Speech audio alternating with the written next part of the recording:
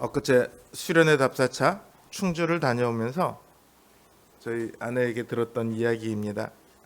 한 직장인이 커뮤니티에 글을 올렸습니다. 회사의 프로젝트가 끝이 나서 사장님이 회식을 하자고 했어요.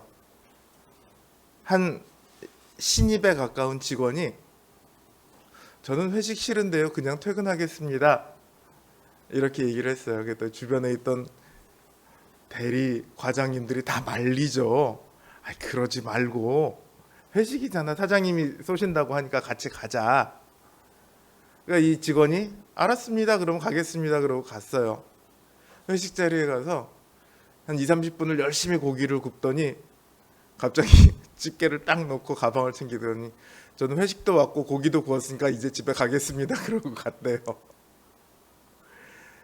이 직원을 보면서 이해가 안 가는 자기가 이상한 거냐 아니면 직원이 이상한 거냐 이제 이렇게 물었는데 댓글이 당신이 꼰대다, 이제 이런 댓글이 쭉 달렸다고 하죠.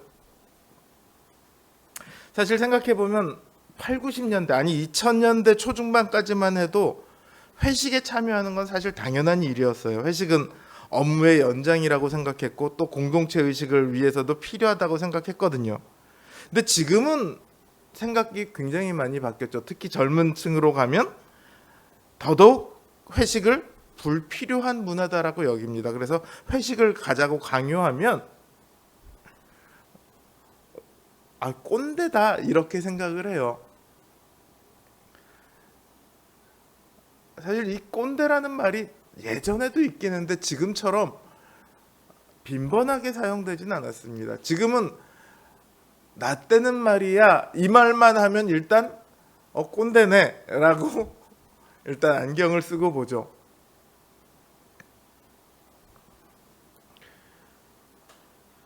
시대가 변해서 그런 것일까요? 시대 요즘 젊은이들이 소위 말하는 싸가지가 없어서 그런 것일까요? 아니면 지금의 나이든 세대가 시대의 변화를 못 쫓아가서 그런 것일까요?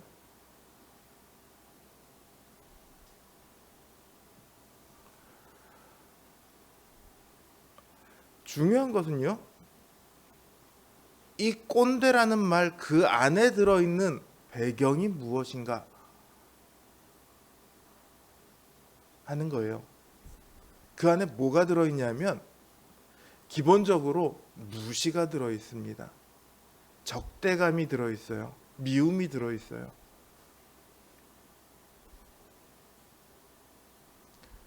반대로 생각을 하면, 그러니까 또 꼰대라고 지칭을 받는 그 기성세대 입장에서 청년들은 싸가지가 없다, 좋은 말을 해도 들을 줄을 모른다, 반감이 엄청나게 쌓이죠. 그러니까 세대 갈등이 말도 못하게 일어나고 있어요. 왜 그렇죠? 시대가 너무 빨리 변해서 그런가요?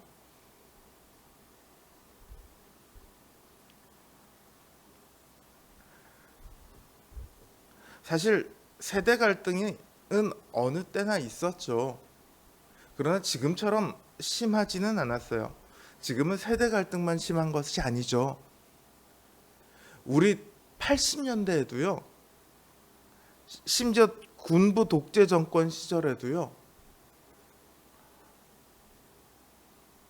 소위 말하는 보수층과 진보층이,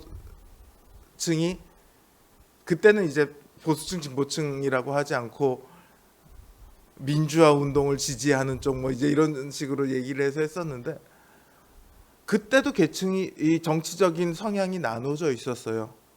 그런데 지금처럼 거의 죽일 놈으로 만들지는 않았던 것 같아요. 그 과정에서도 대화의 여지가 있었고 타협의 여지가 있었고 협상의 여지가 있었고,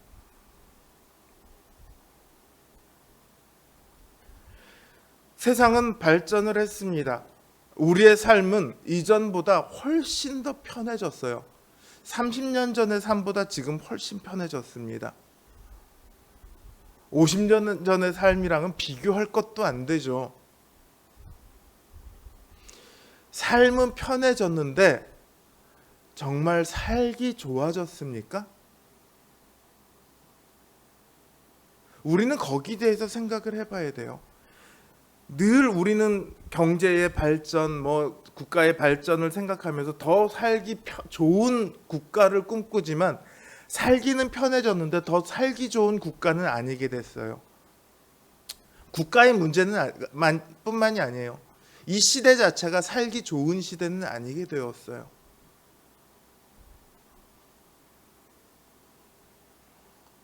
여러분은 약 한 5, 6년 전에 유행했던 헬조선이라는 말을 아실 겁니다. 사는 게 지옥 같다. 여기서 자세하게 그 얘기를 다루지는 않겠습니다. 여러 가지 원인이 있어서 그렇게들 이야기를 했겠지만 중요한 것은 살기 좋지는 않다는 거예요. 살기 힘들다는 거예요. 세상이 더 발전하고 더 편해졌는데 왜 살기가 좋지 않죠?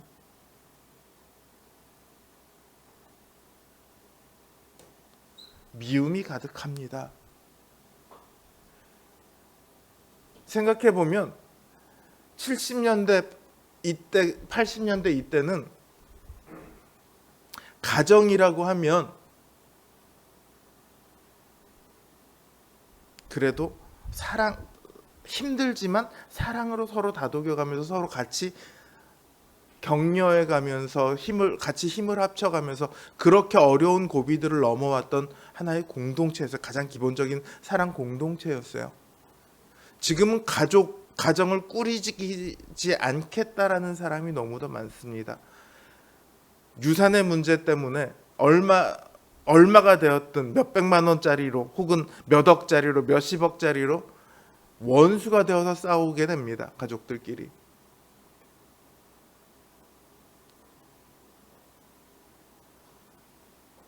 정말로 우리는 더 살기가 좋아졌을까요? 저는 그렇지 않다고 생각해요. 점점 더 사랑은 잃어져 가고 미움은 커져 가고. 왜 그럴까요? 그것은 이 시대가 종말로 가고 있기 때문입니다. 때가 악하기 때문에 그렇습니다. 때가 악하다는 말은요, 악한 사람들로 가득 찼다 이 말이 아니라 종말로 가고 있다는 뜻이에요. 마지막 심판의 시간으로 가고 있다는 뜻이에요.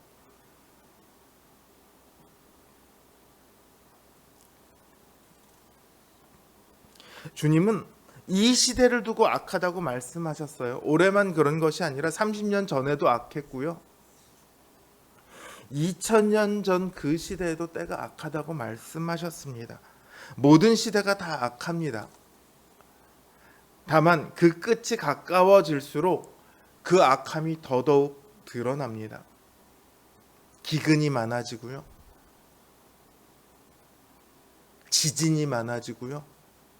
우리 당장 백두산 화산이 언제 폭발할까를 고민하는데 화산도 많아지고요.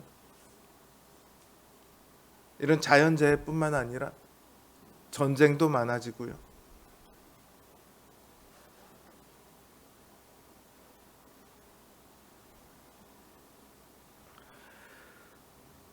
이거는 주님께서 이미 다 말씀하셨던, 예언하셨던 그때가 되면 서로가 서로를 미워할 것이며, 그때가 되면 가족들끼리 서로 잡아 죽일 것이며,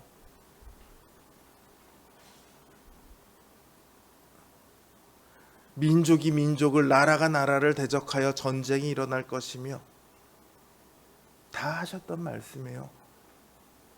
인류는 과학기술이 발전하면, 시대가 더 발전하면 살기 좋아질 거라고 얘기를 하지만 그렇지 않습니다. 살기 편해질 수는 있어요. 그러나 덜 살기 좋아지지는 않는 것 같아요. 왜냐하면 시대가 그렇기 때문입니다. 이 시대는요, 이 세상의 공중권세 잡은 사단이 심판을 앞두고 발버둥을 치는 시대입니다.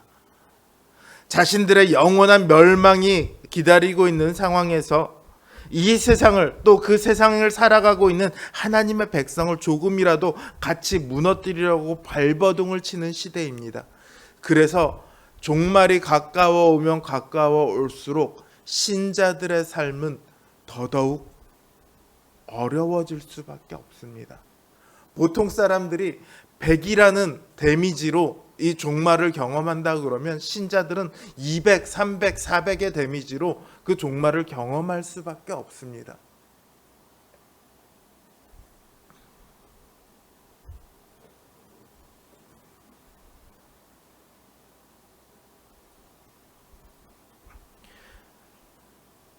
우리는 사실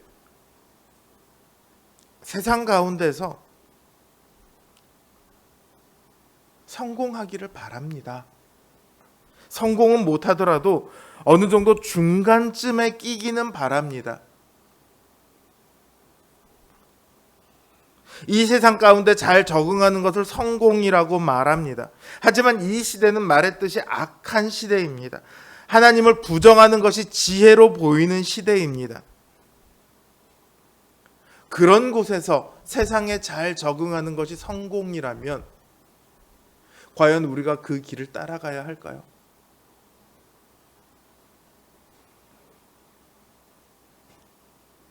(300, 400) 남들보다 훨씬 더 심한 데미지를 입으면서 하나님 왜 우리한테만 이래요? 하나님한테 묻고 따지고 원망하고 그러면서 난 이거 싫어요. 난 그냥 하나님을 포기할래요. 포기하는 길을 택해야 되겠습니까? 그럴수록 하나님을 붙들 수밖에 없어요.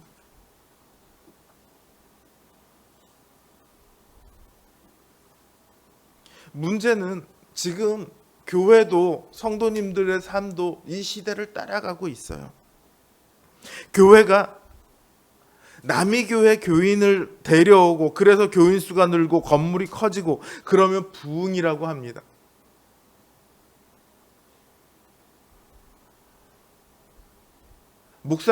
담임 목사님이 부목사를 시켜서 전도를 보냅니다. 그래서 지도를 보면서 이 집 전도해 봤어? 얘 그 집은 어느 교회를 다니고 있다고 합니다. 그게 무슨 상관이야? 우리 교회를 데리고 와야지. 그렇게 해서 수천 명 다니는 교회를 만들었습니다. 그 지역에서 가장 큰 교회가 됐습니다. 그게 부흥일까요? 하나님께서 원하셨던 부흥일까요?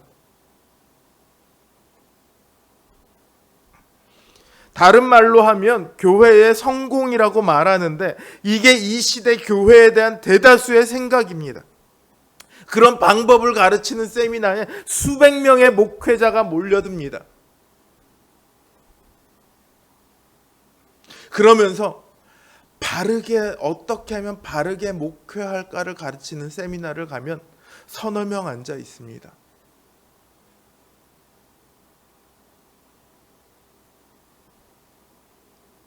교회가 지금 그런 길을 따라가고 있다고요. 세상이 말하는 성공의 길을 따라가고 있습니다. 그런데요, 교회 역사는요, 교회가 그런 길을 따라가는 걸 두고 뭐라고 얘기했냐면 타락이라고 얘기했습니다. 교회의 타락이다. 그렇게 교회의 역사는 표현을 하고 있습니다. 그건 교회의 길이 아니라 주님의 길이 아니라 세상의 길일 뿐입니다. 성도의 삶도 마찬가지입니다. 이 악한 시대의 생각을 따라가는 삶은 결코 성공이 아닌데 이 시대를 따라가려고 합니다. 신앙의 눈으로 이 시대를 보는 것이 아니라 이 시대의 눈으로 우리의 신앙을 보려고 합니다.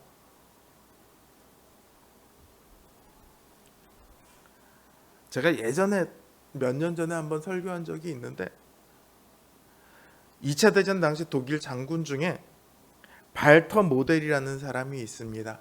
굉장히 유명한 사람이에요. 이 사람은 병사로 시작해서 장군이 됐는데요. 히틀러가 정말 총애하던 사람이에요. 왜냐하면 히틀러가 문제가 생겨서 어디 전선에 문제가 생겼다 그러면 이 사람을 보냅니다. 그럼 거기서 여지없이 이 사람이 승리를 거둬요. 기가 막힌 거죠. 이 사람은요, 군인은 정치에 개입해서는 안 된다 그러면서 국가의 명령을 아주 충실히 이행을 했습니다.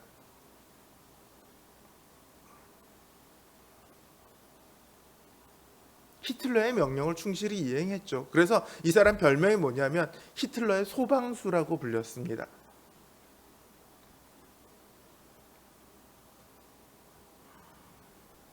그런데 결국 마지막에 양심의 가책을 느낍니다.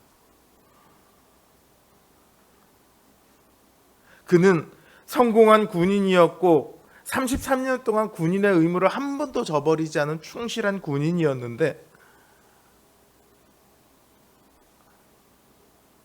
결국 그 군인의 의무와 전통을 자신은 저버리고 자신의 양심을 따라 군대를 해산시켜버리고 자신은 자살을 합니다. 왜 그랬을까요?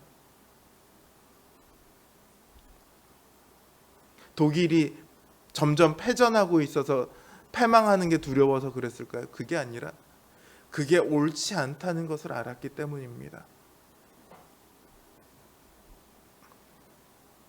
성공이냐 실패냐가 아니라 옳은가 그렇지 않은가, 이것이 그 마지막의 기준이 되었어요. 이 발터 모델과 반대편에 있던 사람 중에 오펜하이머라는 사람이 있습니다. 이 사람은 2차 세계대전을 끝냈는데 지대한 공헌을 한 사람이에요. 어떻게 공헌을 했느냐? 핵폭탄을 만들었거든요. 근데 실제로 핵폭탄이 투하되고 나서 이 사람은 자기가 핵폭탄 만든 것을 후회했습니다. 그 결과가 너무도 무시무시했기 때문이죠. 국가의 요구를 따라 성공적인 결과를 만들어냈습니다. 하지만 그 나머지 삶을 그는 후회를 하면서 살아갑니다.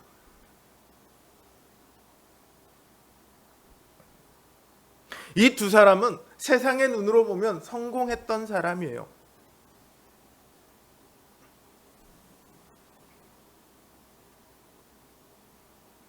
하지만 그 스스로도 그 삶이 잘못되었다라고 뉘우치게 되죠. 내 삶을 이 세상의 방식대로, 이 세상의 생각대로 살아가는 것은 악한 시대에는 결국 악한 삶일 수밖에 없습니다. 종말의 시대에 그 멸망의 시대를 따라가는 것은 멸망당하는 삶일 수밖에 없습니다. 성경은 그런 삶을 지혜 없는 삶이다라고 얘기를 해요. 어리석은 삶이라고 말을 합니다. 하나님 없이 살아가는 삶이고 심판이 없는 것처럼 살아가는 삶입니다. 그럼 어떤 삶이 지혜로운 삶입니까? 하나님이 우리에게 원하시는 것이 무엇인가를 알고 그대로 순종하는 것이 지혜로운 삶이에요. 하나님의 뜻을 안다는 것이요, 하나님께서 지금 나에게 어떤 시련을 주시고 이 시련이 왜 나에게 왔는지, 이 시련을 이기려면 어떻게 해야 되는지, 그런 내 삶의 앞길을 알려주신다는 게 아니에요. 내가 어느 회사를 가면 내 삶이 좀 더 좋아질지, 그게 더 좋아진다는 얘기가 아니에요. 그런 것을 아는 게 하나님의 뜻을 안다는 게 아니에요. 우리는 하나님의 뜻을 안다는 것을 늘 우리의 미래를 두고 혹은 우리의 선택을 두고 어떤 것이 더 좋을까요를 가지고 늘 하나님한테 묻지만, 하나님께서 우리에게 원하시는 것은요, 지금 그 상황에서 너는 어떻게 할래를 물으신다고요.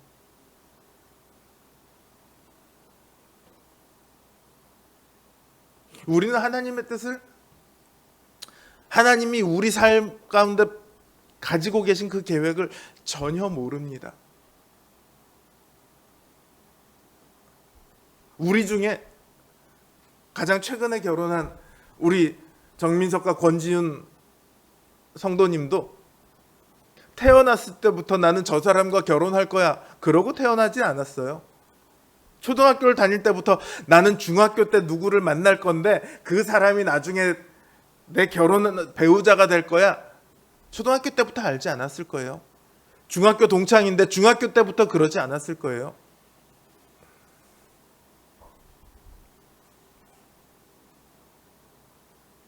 하나님은 우리의 미래를 알려주지 않으세요.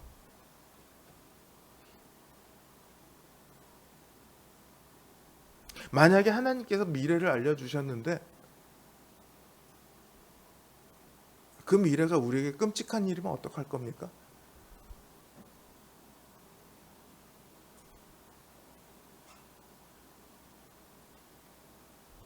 하나님은 우리에게 미래를 알려주시는 대신에요, 지금 상황에서 어떻게 할 거냐, 이거를 물으시고 그 상황에 원하는 것이 계세요. 그것은 하나님께서 우리에게 가르치신 그 복음의 그 교훈에 합당하게 생활을 하라는 거예요. 시련이 닥쳐오면 하나님한테 물어야 합니다. 모르니까 물어야죠. 제가 이번에 한 목사님을 만나서 얘기를 하면서 이 목사님이 자기가 지금 출애굽기 설교를 하고 있는데, 출애굽기가 이전에 애굽에서의 삶과의 완전한 단절의 결단이 있어야 된다는 거죠. 그래야지 애굽에서 나올 수 있으니까. 그런데 우리는 여전히 그 삶과 단절을 하지 못하고 사는 것 같다, 이렇게 얘기를 했더니 성도님 한 분이 그 얘기를 듣고 더 이상 안 나오시더래요. 내가 설교를 잘못한 건가? 그렇게 이야기를 하는데, 여러분, 지금 당장 어려움을 당한 사람에게, 어려움을 당한 사람이 하나님 도대체 저한테 왜 이러세요? 라고 얘기를 하고 있을 때 우리가 어떻게 얘기해야 됩니까? 하나님을 원망하는 건 죄입니다, 이렇게 얘기해야 됩니까? 출애굽기에서, 민수기에서 우리에게 보여주는 것은요, 결국은 하나님이 옳다는 것을 보여주십니다. 결국은 하나님이 우리를 끝끝내 구원하시고야 만다는 것을 보여주십니다.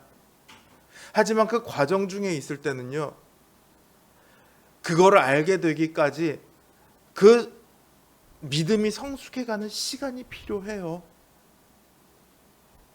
우리의 믿음의 지향점은 어떤 일이 있어도 하나님을 원망하지 않을 만한 그런 믿음이지만, 지금 내 수준이 그렇게 안 되면 어쩔 수 없는 거예요. 그런 과정을 겪으면서 우리의 믿음은 하나씩 하나씩 그렇게 자라가는 거죠. 어느 누가 처음부터 절대 흔들리지 않는 믿음이라는 걸 갖고 있겠습니까?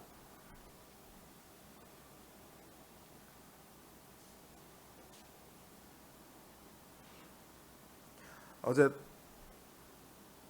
잠자기 전에 이런저런 생각을 하다가, 하나님께서 만약에 나한테 소원 하나 들어줄게, 네 소원이 뭐냐? 라고 물으셔서 제가 절대 흔들리지 않는 믿음을 원합니다, 이렇게 만약에 답을 한다면 어떤 일이 일어날까를 제가 한번 생각을 해봤어요. 절대 흔들리지 않는 믿음이잖아요. 그럼 하나님께서는 그 절대 흔들리지 않는 믿음이라는 것을 확인하시기 위해서, 혹은 그 믿음의 수준까지 만들어 가시기 위해서 나에게 얼마나 많은 일을 행하실까? 내가 당해야 할 엄청난 수많은 끔찍한 일들이 나에게 있을 것 같다. 그런 생각이 들더라고요.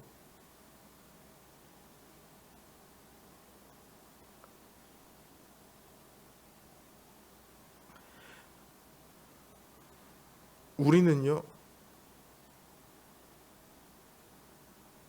이 악한 시대 가운데 그 종말의 끝에 도달하기 위해 걸어가고 있는 사람들입니다. 걸어가는 사람이 마냥 편할 수는 없어요. 광야길이고 나그네 길입니다. 우리에게 수많은 어려움이 있고요, 알지 못할 시련이 있고요, 고난이 있습니다. 때로는 내가 잘못해서 오는 고난이라면 차라리 다행인데, 내가 수긍하고 받겠는데, 도대체 내가 알지도 못하는 고난이 닥쳤을 때 하나님 이거 도대체 왜 그래요? 라고 물을 수밖에 없죠. 혹은 차라리 그게 내가 당하는 고난이면 괜찮은데 내 자식이 당하는 고난이면 하나님 차라리 나한테 그러시지 왜 쟤한테 그러세요? 정말 이 말이 나오거든요. 나한테 하시는 건 내가 참겠는데 쟤한테 하시는 건 너무하지 않아요? 차라리 저한테 해주세요. 부모라면 다들 그러겠죠.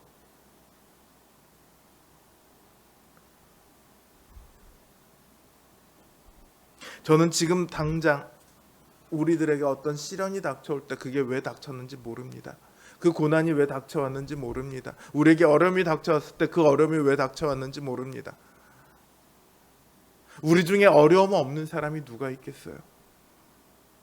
근심 없는 사람이 누가 있겠어요?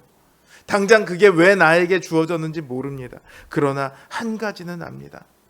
버티고 버티면, 믿음을 저버리지 않고 버티면 결국은 나는 하나님께서 왜 그러셨는지를 이해하게 될 거다. 하나님의 뜻을 지나가고 나면 알게 될 거다. 그리고 그 길이 나에게 가장 좋았던 길이라고 고백하게 될 거다. 그러니까 성도 여러분, 악한 시대에 우리가 뭘 해야 합니까? 세월을 아끼라고 했는데 이 아끼다라는 단어가 원문으로 보면 주님께서 우리를 구속하셨다, 속량하셨다 할 때 쓰는 그런 단어입니다. 사서 자신의 것으로 바꾸다 이런 의미가 있어요. 악한 시대에 시대가 요구하는 대로, 세상이 바라는 대로 그대로 살아가지 말고 그 시간을 사서 신자의 시간으로, 주님의 시간으로 만들라는 거예요.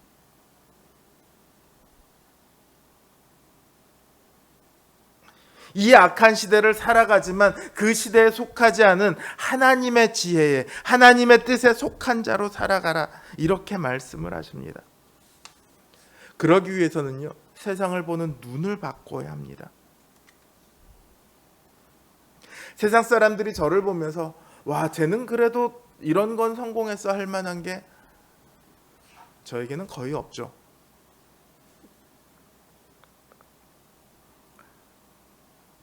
얼마 전에 설교 모임을, 제가 설교 연구 모임을 같이 하는 목사님들과 여러 가지 얘기들을 나누고 있다가 이런 얘기를 나눴습니다.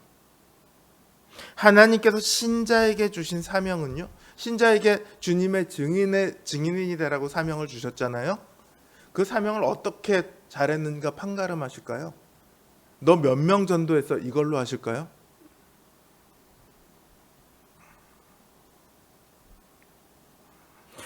그렇지 않아요. 하나님께서 우리에게 기대하신 것은요, 어떤 미션 같은 달성해야 될 목표를 주신 것이 아니라 삶 자체를 기대하시는 거예요. 삶 자체가 주님의 증인이 되는 삶, 그거를 원하시는 거예요. 여러분, 사는 것 자체는요, 성공이나 실패가 없어요. 흔히들 성공한 인생, 실패한 인생을 가르는 것은요, 무언가를 성취했는가 아닌가를 가지고 가릅니다. 근데 소위 말하는 실패했다는 인생들도 살아가고는 있잖아요. 그렇죠? 살아는 가고는 있다고요. 사는 것 자체에는 성공과 실패가 없어요. 죽지 않는 한 우리는 살아가고 있죠. 그러니까 우리의 사명이 삶 그 자체라고 할 때 거기도 성공과 실패가 있을 수는 없어요. 다만 하나님의 뜻에 순종해서 살아가려는가 아닌가의 기준, 사명을 따라가려는가 아닌가의 기준, 이걸로 나눌 수는 있습니다. 하지만 무언가를 성취했는가 아닌가를 가지고 우리 인생을 나눌 수는 없다고요. 목회도 마찬가지예요. 목사는 직업이 아닙니다. 목사는 사명이에요. 그러니까 목회도 성공과 실패로 평가할 수 없어요. 성도가 몇 명 이상이면 성공이고 몇 명 이하면 실패라고요? 몇 명이 기준입니까? 한국 교회가 6만 개가 조금 안 됩니다.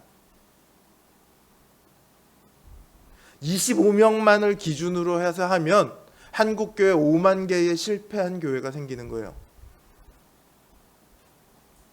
5만 명의 목사님들을 5만 명의 교회를 실패한 교회라고 얘기할 수 있겠습니까?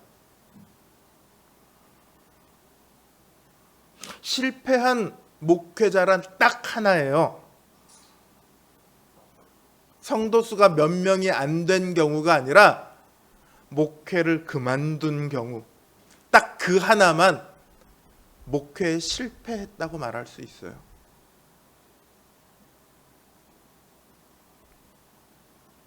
성도가 한 명이 있더라도 혹은 성도가 자신의 가족밖에 없더라도 말씀을 전하고 그 말씀대로 살아가라고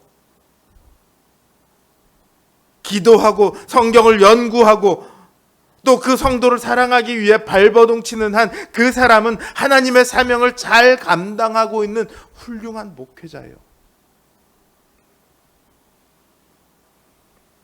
그런데 사람들은 안 그러잖아요. 교회도 목회자도 성공과 실패로 나누기를 좋아하죠. 그래서는 안 됩니다. 그거는 세상의 기준이에요. 성공은 말할 때 하나님의 평가가 기준이 되어야 합니다. 어떤 성취들은 우리 삶의 아주 일부일 뿐입니다. 하나님께서는 우리 삶의 일부만을 받기를 원하시는 것이 아니라 우리 삶을 통째로 받기를 원하고 계십니다. 하나님께서 우리에게 보고 싶어 하는 것은요, 우리 삶을 통째로 하나님께 드리겠다는 고백이고 통째로 하나님 앞에 내려놓는 순종입니다.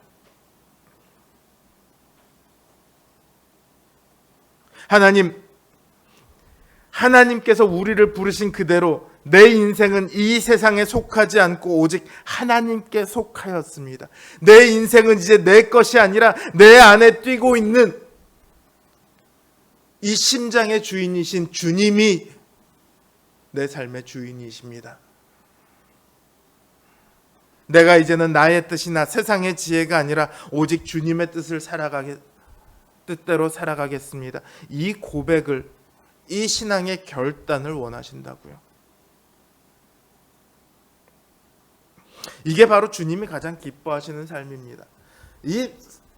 이 안에서 할 수 있는 방식은 너무도 많습니다. 누군가는 나는 내 이웃을 섬기는 삶을 살아가겠습니다. 이럴 수도 있고요. 섬기는 삶을 위해서 나는 사회복지사가 될 거야. 이럴 수도 있고요. 나는 요리사가 될 거야. 이럴 수도 있고요. 나는 과학자가 될 거야. 이럴 수도 있고요. 나는 정치인이 될 거야. 이럴 수도 있습니다. 혹은 섬기는 삶은요, 회사를 다니면서도 얼마든지 할 수 있어요.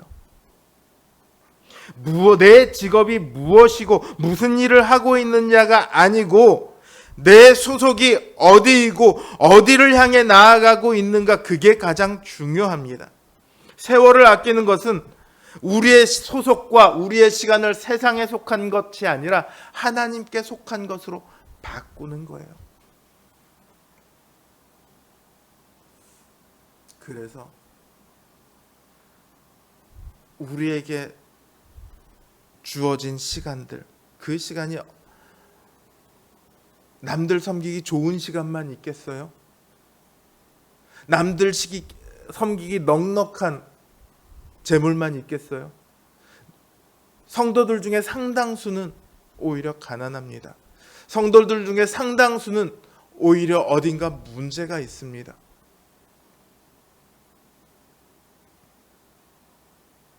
그러나 그 어려운 시간을 하나님 앞에 내어놓고 엎드릴 때 하나님께서는 그 기도를 결코 외면하지 않으십니다.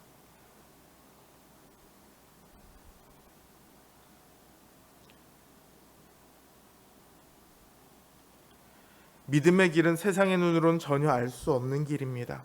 세상의 기준에서는 실패의 길처럼 보일 수 있습니다. 세상으로부터 어리석다 조롱받는 삶일 수도 있고, 남들 다 하는 그런 거 내 자식에게 해줄 수 없어서 때때로 원통한 삶일 수도 있습니다.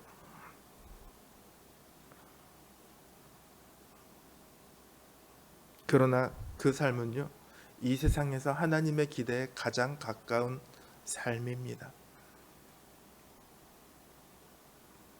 내 상황이 어떠하건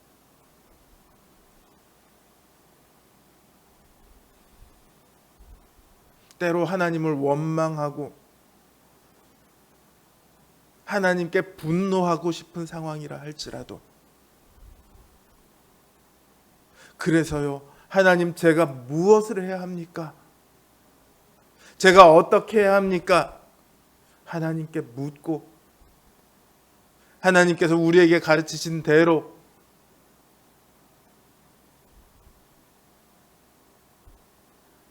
그 하나님의 말씀을 따라 순종해가는 믿음의 삶. 저는 우리 노원성도교회가, 우리 성도님들이 그런 길을 걸어가시기를 진심으로 바라고 또 원합니다.